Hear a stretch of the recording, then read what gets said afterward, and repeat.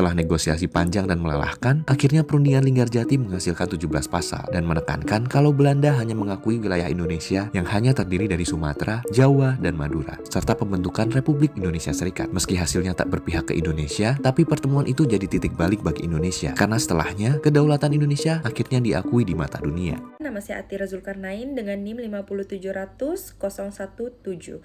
Nah, saya kali ini akan membahas tentang proses negosiasi yang pernah terjadi di Indonesia.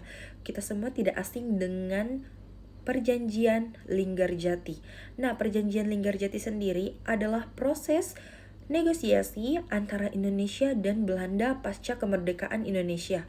Perjanjian ini terjadi pada tahun 1946, di mana dalam perundingan ini Indonesia yang diwakili oleh Sultan Syahrir memilih untuk menggunakan strategi terbuka dan mencari jalan tengah, di mana Indonesia mau menerima pengakuan de facto atau sementara supaya tetap diakui oleh dunia dan punya posisi yang lebih kuat, karena Indonesia sadar Indonesia memiliki kekuatan militer yang masih terbatas, jadi lebih mengandalkan sistem diplomasi. Di sisi lain, Belanda yang diwakili oleh Hubertus van Mook terlihat seperti mau berkompromi, tapi sebenarnya lebih ingin menang sendiri, di mana mereka menyetujui perjanjian tapi menafsirkannya sesuai kepentingan mereka.